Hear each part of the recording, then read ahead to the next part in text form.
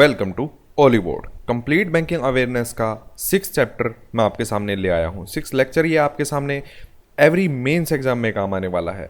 जो first second third fourth fifth part मैंने आपको करवाया है, उसके बाद ये लेक्चर आया है, इसके बाद एक और लेक्चर आना है। बस इतने में आपका कंप्लीट बैंकिंग अवेयरनेस हो जाएगा, जो आपके मेंस एग्जाम में पूछा जा सकता है। ठीक है, तो कोई भी मेंस आए तो जल्दी से इस वीडियो को खोल के हर बार आप रिवाइज कर लीजिएगा 1.25 टाइम्स करके स्पीड या 1.50 टाइम करके, क्योंकि फर्स्ट टाइम ही 1 की स्पीड पे देख सकते हैं आप, बाद में आप अपना टाइम बचा सकते हैं जल्दी जल्दी देख के। वीडियो खत्म होते ही डिसाइड कर लीजिएगा कि सब्सक्राइब करके बेल आइकन दबाना है कि नहीं दबाना। पिछली वीडियोस के अंदर हमने काफ़ी कुछ कर लिया है। टाइप्स ऑफ अकाउंट, बैंक क्या होता है, RBI monetary policy committee, risk क्या है, ठीक है, अकाउंट जो एनआरआईज के लिए होते हैं वो क्या है। तो हम देखने वाले हैं इसमें छोटे छोटे topics like negotiable instrument act क्या है, ठीक है, जो गवर्नमेंट सिक्योरिटीज़ होती है मार्केट के अंदर, लाइक गवर्नमेंट सिक्योरिटी हो गई या बॉन्ड हो गए जो डेट इंस्ट्रूमेंट्स हैं, ठीक है। फिनेंशियल इंस्टीट्यूशंस के बारे में हम जानेंगे कि कौन कौन से फिनेंशियल इंस्टीट्यूशन है, उनके हेडक्वार्टर वगैरह कहाँ है, ठीक है। चलिए, सबसे पहले आपके सामने आपको दिख रहा है नेगोशिएबल इंस्ट्रूमेंट। नेगोशिएबल का मतलब होता है ट्रांसफरेबल। ट्रांसफरेबल, ठीक है, जो इंस्ट्रूमेंट्स आप एक से दूसरे को ट्रांसफर कर सकते हैं, लाइक चेक। चेक क्या है? एक ट्रांसफरेबल नेगोशिएबल इंस्ट्रूमेंट है। आप एक चेक काट के देते हैं किसी को, ठीक है, मान लीजिए राम को काट के दिया, राम ने उसको एंडोर्स कर दिया श्याम के लिए, तो श्याम अब जाके उससे पैसे ले सकता है। क्यों? क्योंकि राम को पैसे मिलने थे, उसने उसको ट्रांसफर कर दिया श्याम को, तो पीछे बस साइन ही करना है, एंडोर्स टू श्याम, ठीक है, पैसे मिलेंगे श्याम को। तो ये कितनी ही बार ट्रांसफर किया जा सकता है, ठीक है। According to section 13 one of negotiable instrument act का नाम सन याद रखिएगा, इसका year 1881 is a negotiable instrument includes and means a promissory note. एक तरीके का प्रोमिसरी नोट को भी इसमें कंक्लूड किया जाता है, बिल ऑफ एक्सचेंज को किया जाता है या चेक को किया जाता है, सब कुछ इसके अंदर आता है, ठीक है। Negotiable instrument has 3 principal attributes. 3 principal हैं इसके। क्या? Negotiable instrument is an asset or property that is subject matter of instrument passes from transferor to transferee by mere delivery or endorsement of the instrument। Sign करके या वैसे ही delivery देके आप एक instrument को अगर ट्रांसफर कर सकते हैं तो उसे नेगोशिएबल इंस्ट्रूमेंट बोला जाता है, ठीक है। अब ये बताइए, करेंसी नोट जो है वो नेगोशिएबल इंस्ट्रूमेंट है कि नहीं है, ठीक है। अगर आपके दिमाग में आया है कि नहीं, तो आपका जवाब है गलत। ट्रांसफरेबल इंस्ट्रूमेंट है। जो करेंसी नोट है, 1000 रुपये का नोट के मालिक आप हैं, ठीक है, और जब आपने किसी और को दे दिया तो वो एक तरीके का बियरर इंस्ट्रूमेंट, जो वो बियरर ही तो हो गया उस इंस्ट्रूमेंट का, ठीक है। अब वो मालिक कौन है? जिसके हाथ में है नोट, और जिसके हाथ में नोट होता है उसी को पैसे मिलने का वचन अदा किया जाता है आरबीआई गवर्नर के द्वारा। आपने पढ़ा होगा कि मैं धारक को, धारक मतलब बियरर को, इंग्लिश में जब आप पढ़ेंगे उसको लिखा होता है कि बियरर को पैसे देने का वचन अदा करता हूँ आरबीआई गवर्नर, ठीक है। चलिए, a transferee accepting the instrument in good faith. Transferee कौन? जिसके पास ट्रांसफर होके आया है। ट्रांसफरर कौन? जो ट्रांसफर करने वाला है, ठीक है।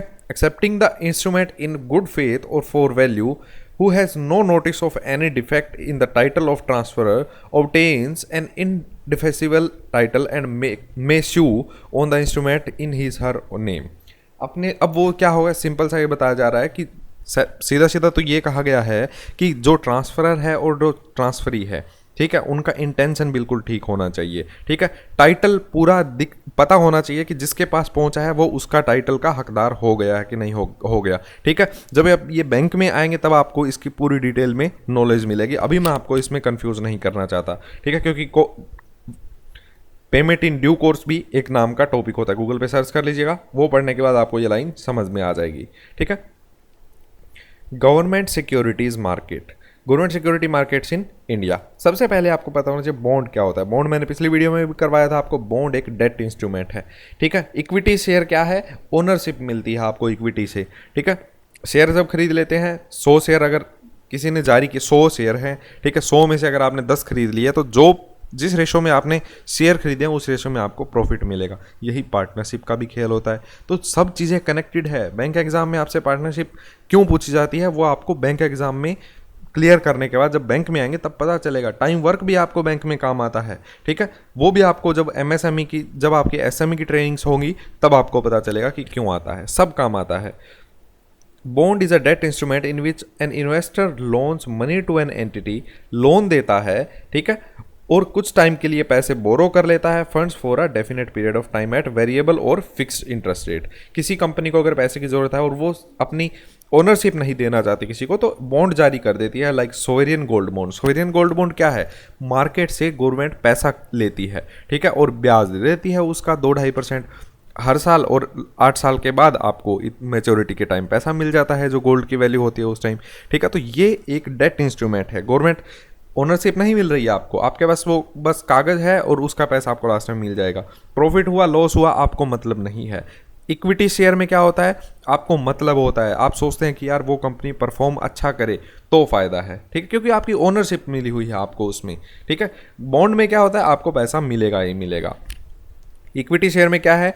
जरूरी नहीं है, क्या पता आपका पैसा डूब भी जाए, तो इसी को शेयर मार्केट बोलते हैं। तो रिस्क भी है हर जगह, और जो जितना ज़्यादा प्रॉफिट अपने साथ लेके आता है उतनी बड़ी रिस्क भी अपने साथ लेके आता है instrument. Government security, government security is a tradable instrument issued by central government और state government. Central government state government एक पेज के ऊपर लिख के दे देगी कि ये 1000 रुपये का गवर्नमेंट सिक्योरिटी हम जारी कर रहे हैं, ठीक है। कोई खरीदना चाहता है इसे, कोई खरीद लेगा, 1000 रुपये दे देगा, गवर्नमेंट क्या करेगी? उसको कुछ % ब्याज देगी जब वो वापस खरीदेगी इस सिक्योरिटी को।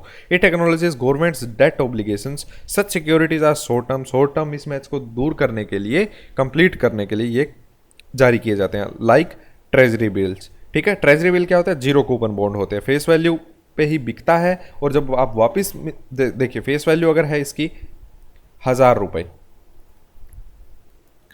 ठीक है, तो इसको डिस्काउंटेड भी बोला जाता है। जो फेस वैल्यू 1000 रुपये है आपको मिलता है ये 900 में, ठीक है, 900 में आपको मिल जाता है, और जब आप वापस गवर्नमेंट इसे आपको पैसे देती है तो आपको 1000 देगी और अपना ये बॉन्ड या जो भी इंस्ट्रूमेंट है वापस ले लेगी आपसे, ठीक है। तो 100 रुपये का आपको फायदा हो गया, हालांकि इंटरेस्ट नहीं होता, जीरो कूपन बॉन्ड बोला जाता है ट्रेजरी बिल्स को। With original maturities less than 1 year, money market में हमने देखा था कि 1 ईयर से कम मेच्योरिटी पीरियड होता है सबका ट्रेजरी बिल्स वगैरह का।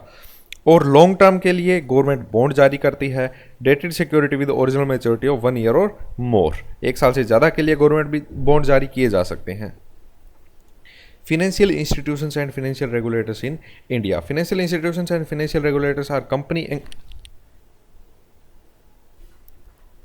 engaged in the business of dealing with monetary transactions. Monetary transactions हो सकते हैं like deposit, loans. Monetary मतलब पैसे से related जो transactions है, deposits, loans, investments और करेंसी एक्सचेंज। करेंसी एक्सचेंज भी हो सकता है। फॉरेन एक्सचेंज मैनेजमेंट एक्ट आपने नाम सुना होगा, FEMA, FEMA 1999, coinage act 2011, CTS 2010। तो आपको ऐसे नेगोशिएबल इंस्ट्रूमेंट एक्ट 1881, आरबीआई का एक्ट कौन सा है? 1934, इस्टेब्लिशमेंट 1935 के अंदर हुई थी। एसबीआई का एक्ट कौन सा है? 1955। आपको सब चीज़ें पता होनी चाहिए, ठीक है। फाइनेंशियल इंस्टीट्यूशन, चलिए नाम आ ही गया तो फाइनेंशियल इंक्लूजन भी बता देता हूँ। आरबीआई का फोकस रहता है कि फाइनेंशियल इंक्लूजन जल्दी से जल्दी हो, जितना ज़्यादा हो सके उतना हो। फाइनेंशियल इंक्लूजन का मतलब है इंक्लूजन का मतलब है इंक्लूड करना हर एक पर्सन को, कतार में खड़े लास्ट आदमी को भी फिनेंशियल जो भी आपकी ट्रांजेक्शन्स है वो कर पाए बैंकिंग चैनल्स के थ्रू, उसको शामिल करना, उसे फिनेंशियल इंक्लूजन बोला जाता है। गरीब से गरीब आदमी तक, गरीब से गरीब तबके के इंसान तक बैंकिंग सुविधाएं पहुंचे। चलिए, financial institutions encompasses a broad range of business operations. Business operations हो सकते हैं with financial services sectors, including bank हो सकते हैं, trust companies, insurance companies, brokerage firms और इन्वेस्टमेंट डीलर्स। अब इनको मैनेज करने का काम तो कोई रेगुलेटरी बॉडी होना चाहिए हर एक का, ठीक है। तो इसके लिए देखिए सबसे पहली रेगुलेटरी बॉडी आपके सामने है reserve bank of India. RBI establish हुआ था किस तारीख को? 1 अप्रैल 1935 को। फाइनेंशियल ईयर 1 अप्रैल से माना जाता है, in accordance with the provision of reserve bank of India act 1934। Mostly आप देखेंगे तो 99% आपका एक्ट 1 साल पहले का होता है। पहले एक्ट बनाया जाता है, फिर बॉडी की स्टेब्लिशमेंट होती है, ठीक है। लेकिन कुछ जगह सेम ईयर भी हो सकता है। It is empowered to control, regulate, guide और supervise the financial system of country through its monetary and credit policy। ये मैंने आपको फर्स्ट वीडियो सेकंड वीडियो के अंदर शायद करवा दिया था, ठीक है, शायद सेकंड वीडियो थी, क्योंकि आरबीआई की मॉनेटरी पॉलिसी के बारे में सब कुछ वहीं डिस्कस हुआ था। नाबार्ड, नाबार्ड क्या है? National bank for reserve national bank for agriculture and rural development, NABARD के फुल फॉर्म याद रखिएगा। कब एग्जिस्टेंस में आया? 1982 के कारण एग्जिस्टेंस में आया, ठीक है। तो NABARD came into existence on 12 जुलाई 1982। अब ये बात याद रखिएगा कि कुछ जो भी नाम है उनसे आपको याद रखना है कि ये किस चीज़ में काम करते हैं। तो नेशनल बैंक है एग्रीकल्चर और रूरल इंफ्रास्ट्रक्चर को बढ़ावा देने के लिए। ये इस्टेब्लिश किया गया था, कौन सी कमेटी थी ये भी आपको पता होनी चाहिए। बी शिवरमन कमेटी ने कहा था नाबार्ड का एग्जिस्टेंस होना चाहिए, ठीक है। It was established based on the recommendation of committee to review arrangement of institutional credit for agriculture and rural development. क्रेफिकार्ड की फॉर्म जरूर याद रखिएगा। Committee was formed under the chairmanship of B Sivaraman. B Sivaraman committee है, important है। Narasimhan committee भी important है, नायक committee भी important है। तीनों कमेटी के बारे में गूगल पे सर्च कर लीजिएगा। RIDF की फुल फॉर्म जरूर याद रखिएगा, rural infrastructure development fund. Rural infrastructure development fund है जिसमें पैसा पड़ा होता है रूरल इंफ्रास्ट्रक्चर के यूजेस के लिए। It is operated by NABARD. Chairman मैंने यहाँ से साफ कर दिए हैं क्योंकि चेयरमैन आप क्या पता ये वीडियो कब देख रहे हो तो उस डेट का चेक कर लीजिएगा। मेरा मेन मकसद होता है ऐसी वीडियो आपको दे देना ताकि आप दूसरी बार किसी और वीडियो की तलाश में ना घूमें। हेडक्वार्टर मुंबई के अंदर है। रीजनल रूरल बैंक RRBs, आपने नाम सुना होगा। RRBs are setup by an ordinance in 1975, बाद में रिप्लेस कर दिया गया था। अब ये RRB किस पे बेस्ड है? RRB act 1976। इट वॉज जब RRB का इंटरव्यू देने जाए तब इतना डीप में पढ़ के जाइएगा कि पहले ये ऑर्डिनेंस था बाद में ये कर दिया गया, ठीक है। पेपर में शायद ही पूछेगा आपसे ऑर्डिनेंस कौन सा था, हाँ एक्ट जरूर पूछ सकता है। It was setup based on recommendation of N Narasimhan committee. Narasimhan committee मैंने आपको बताया, शिवरमन कमेटी मैंने आपको बताया। शिवरमन कमेटी किसकी? नाबार्ड की। नरसिम्हन कमेटी किसकी? RRBs की। नचिकेत मोर कमेटी किसकी? स्मॉल फाइनेंस बैंक और पेमेंट बैंक्स की। First RRB was setup on 2 अक्टूबर 1975 और उस बैंक का नाम क्या था? प्रथम बैंक था, प्रथम ग्रामीण bank. Share holder government of India का हर RRB के अंदर हिस्सा कितना होता है? 50% का। स्पॉन्सर बैंक का होता है 35%, वो एरिया के वाइज होता है। किसी जगह SBI स्पॉन्सर बैंक हो सकता है किसी बैंक का, ठीक है। और किसी जैसे मरुधरा ग्रामीण बैंक है जो राजस्थान के अंदर, उसका SBI है, ठीक है। कहीं बैंक ऑफ बड़ौदा हो सकता है किसी RRB का, तो स्पॉन्सर बैंक चेंज होते रहते हैं। स्टेट गवर्नमेंट का हिस्सा होता है 15%, तो टोटल आपका 100% हो गया। SIDBI small industrial development bank of India. Small industries के डेवलपमेंट के लिए जो बैंकिंग रेगुलेटरी बॉडी है उसे SIDBI बोलते हैं। It has been setup on April 2, 1990। It is the principal financial institution for promotion, financing and development of micro, small and medium enterprises. MSME sector के लिए, एंटरप्रेन्योर्स के लिए, स्टार्टअप्स के लिए, जो भी लोग काम करते हैं उनके उत्थान के लिए, उनके डेवलपमेंट के लिए, स्मॉल इंडस्ट्रीज के डेवलपमेंट के लिए SIDBI काम करता है। चेयरमैन से आप डेट वाइज जिस डेट को देख रहे हैं वीडियो देख लीजिएगा। हेडक्वार्टर कहाँ है? लखनऊ के अंदर है। SEBI securities and exchange board of India. Securities कौन कौन सी? आप कोई भी शेयर मार्केट के अंदर कोई भी ट्रेडिंग करते हैं, कुछ भी करते हैं, एक्सचेंज भी कर सकते हैं अपने ट्रेड के ऊपर अपनी सिक्योरिटीज़, ठीक है, बेच सकते हैं, ट्रेड कर सकते हैं, ठीक है। उसको सबको कौन संभालता है? SEBI। SEBI is the regulator of security market in India to protect interest of investor. Interest of investor बना रहे, ठीक है, इसको प्रोटेक्ट करने का इसका मेन मकसद होता है। It was established on April 12, 1992। 1990 के अंदर कौन सा था? SIDBI, ठीक है। और 1990 के अंदर SIDBI, 1992 के अंदर SEBI। In accordance with the provision of securities and exchange board of India 1992। अब देखिए ये वो एक्सेप्शन है कि एक्ट भी 1992 का है और इस्टेब्लिशमेंट भी 1992 का है, ठीक है। हेडक्वार्टर कहाँ है? मुंबई के अंदर। Export import bank of India, इसका मतलब ये एक्सपोर्ट और जो इंपोर्ट है इंडिया का उसको गवर्न करने का काम करता है। एग्जिम बैंक, इसके फुल फॉर्म ही यही है, ठीक है। Export import bank of India. Exim bank wholly owned by government of India. It was established in 1982 for financing, facilitating and promoting foreign trade of India. Purpose क्या है? To finance, facilitate, promote foreign trade in India, also to coordinate the working of institutions engaged in financial export import trade, उनको भी regulate करने का ये काम करता है। Export credit guarantee corporation of India. जब भी कोई एक्सपोर्ट करता है तो उसे रिस्क रहता है कि मेरा माल जो है वो कहीं बीच में कुछ दिक्कत ना आ जाए या किसी तरीके से मुझे रिस्क हो सकती है, ठीक है। तो उसको एक गारंटी प्रदान करने का काम कौन करता है? Export credit guarantee corporation of India. एक तरीके का इंश्योरेंस मिल जाता है एक्सपोर्टर को, ठीक है। पर्पस क्या है? To provide risk as well as insurance cover to Indian entrepreneurs. It is under administrative control of ministry of commerce and wholly owned by government of India. It was set up in 1957 with the objective to promoting exports from the country by providing credit risk insurance and related services for export. ठीक है। Chairman MD आप बाद में देख लीजिएगा जिस state को देख रहे हैं। हेडक्वार्टर है कहाँ पे? मुंबई के अंदर। National housing bank. National housing bank का मेन मकसद है housing finance. It is an apex level institution for housing finance. NHB is wholly owned subsidiary of RBI.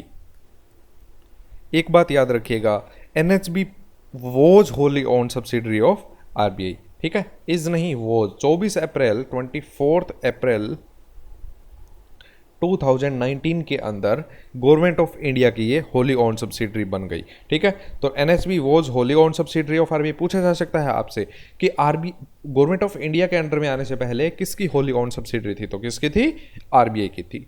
NHB वो setup on July 9th 1988 under the national housing bank act 1987। फिर देखिए एक साल का difference आ गया, जो 99% मैंने बोला था होता है। एमडीसीओ देख लीजिएगा एज पर डेट। हेडक्वार्टर कहाँ है? न्यू दिल्ली के अंदर है। आईआरडीआई फुल फॉर्म पता होती है तो हम पता चल जाता है कि किस चीज़ की रेगुलेटरी बॉडी है। Insurance regulatory and development authority of India. Insurance की रेगुलेटरी और जो डेवलपमेंट भी करनी है उसकी अथॉरिटी इसके पास है, इस बॉडी के पास है। Is an autonomous statutory body tasked with regulating and promoting insurance and reinsurance industries in India. Insurance sector को कौन संभालता है? IRDI. Telecom regulatory authority of India, TRAI. Telecom को कौन संभालता है? ट्राई संभालता है। It was constituted by IRDI act 1999 an act of parliament passed by government of India. IRDI act was passed upon recommendation of Malhotra committee. Malhotra committee ने कहा था कि आईआरडीए की स्थापना की जानी चाहिए। It was headed by R N Malhotra, ठीक है। शिवरमन आपको पता चल गया, नरसिम्हन आपको पता चल गया, आर एन मल्होत्रा कमेटी आपको पता चल गई, नायक कमेटी आप गूगल पे चेक कर लीजिएगा। पीएफआरडीए, पीएफ होता है प्रोविडेंट फंड। जो भी आप जब आपकी जॉब मिल जाएगी आपको, ठीक है, तो आपका पैसा पीएफ में भी कटेगा। पीएफ मतलब आपका पैसा वो आप यूज़ नहीं कर पाएंगे, हाँ रिटायरमेंट के टाइम आपको काम आएगा। बीच में भी विड्रॉ कर सकते हैं, उसकी लिमिटेशंस होती हैं, पर पहले जॉब लग जाइए, आपका पीएफ कटने के दिन जरूर आ जाने चाहिए जल्दी, मैं ये सोचता हूँ। Interim pension fund regulatory and development authority was established by government of India on August 23, 2003 based on recommendation of OASIS. OASIS मतलब old age social and income security report. ये रिपोर्ट आई थी उनकी, उसकी रिकमेंडेशन पे अगस्त 23, 2003 के अंदर इसको स्टेब्लिश किया गया था। पीफ्रेडा बोलते हैं इसको। PFRDA promotes old age income security by establishing, developing and regulating pension fund. PFRDA is regulating and administering the national payment system. NPS में भी आपका पैसा कटेगा, ईपीएफ भी आपका कटता है अगर आप एसपी में ज्वाइन करते हैं तो, ठीक है। Along with administrating the Atal pension Yojana. Atal pension Yojana which is defined benefit pension scheme for the unorganise sector. Unorganise sector मतलब कोई लेबर है, वो ऑर्गेनाइज सेक्टर तो है नहीं, लेकिन वहाँ पे भी तो पैसा सही से अगले का भविष्य सुरक्षित होना चाहिए, guaranteed bye government of India. चलिए इस वीडियो के अंदर इतना ही, मैंने आपको बड़ी बड़ी रेगुलेटरी बॉडीज़ करवा दी है। लास्ट वीडियो के अंदर हम कुछ खास देखने वाले हैं कि सिविल रिपोर्ट्स क्या होती है जब आप बैंक ज्वाइन कर लेते हैं। 7th पार्ट आपको जल्दी ही मिल जाएगा। Thank you so much.